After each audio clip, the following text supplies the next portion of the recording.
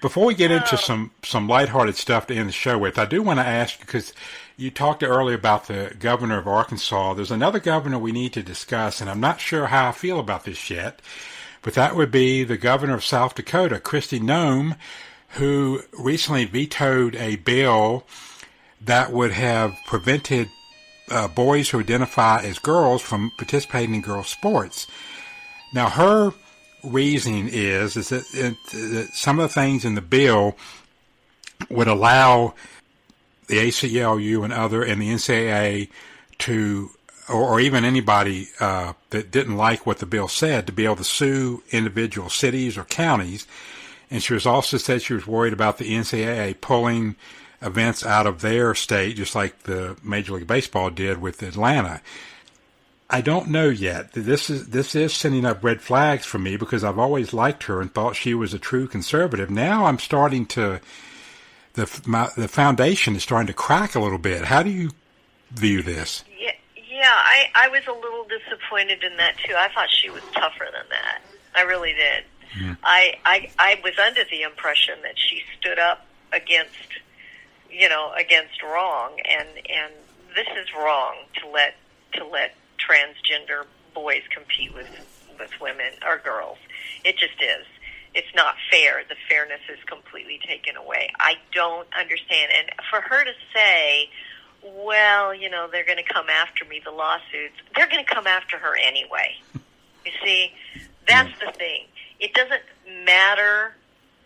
She could stand her ground and say, no, I'm doing this. And yes, open herself up to lawsuits. It's a pain. It's a hassle. You got to deal with it. But by saying no, they know that they now have their foot in the door and they can bully her into anything. That so is the true. lawsuits are going to come regardless. And if it's losing money or if it's losing revenue, yeah, I get that as well. But you know what? Sometimes you just have to take a stand and say, okay, so be it. We'll fight back. Right. I thought she was tougher than that, and it kind of makes me sad because I thought she was a really positive, a positive image for the Republican Party. So maybe she's got, maybe there's other things involved as well. I don't know. But it's the same way I feel about the Supreme Court, too. Mm-hmm. I can't believe. I mean, we got 3 Supreme Court justices, and they're all caving. I can't.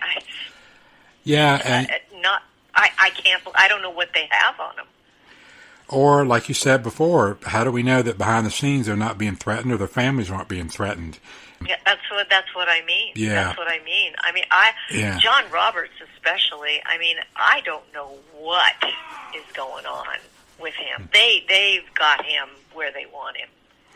He may as well just be a liberal judge. I think he always was. I think Bush was told to appoint him.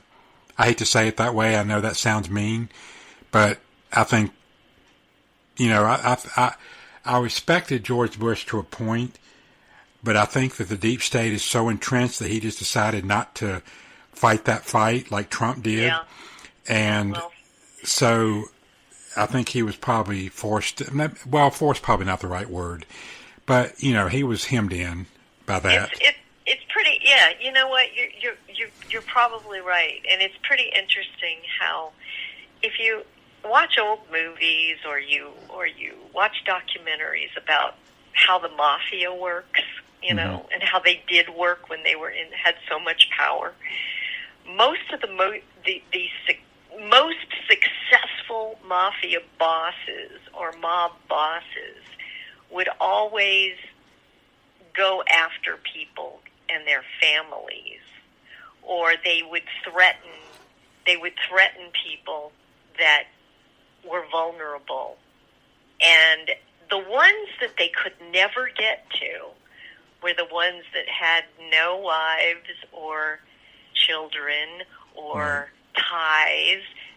They couldn't get those people to cave because those people had nothing to lose. Right.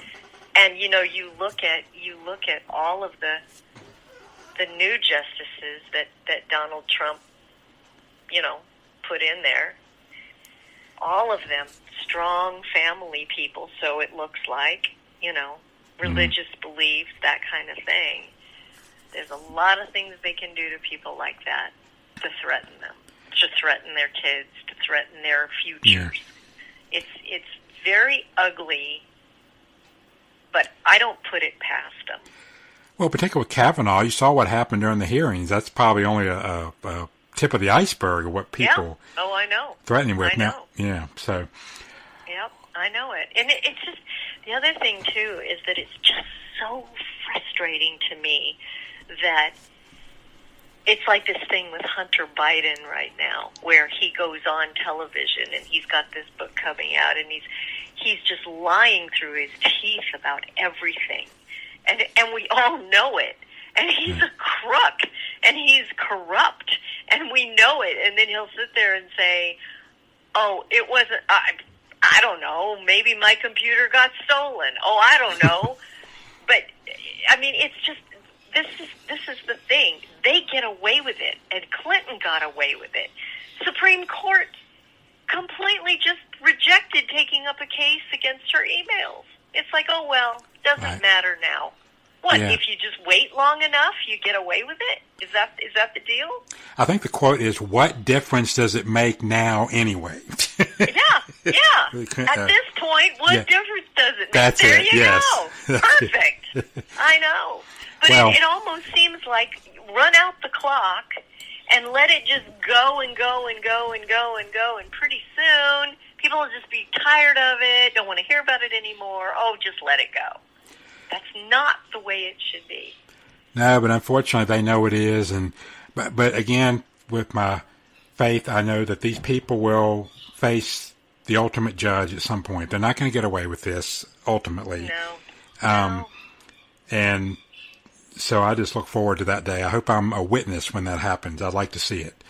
So, and I don't say that flippantly, because I'm not perfect either, but I'm washed by the blood of the Lamb, and that's the only way I'm going to make it into heaven. So, but yeah, there are some politicians I would love to be there when they're ultimately judged. But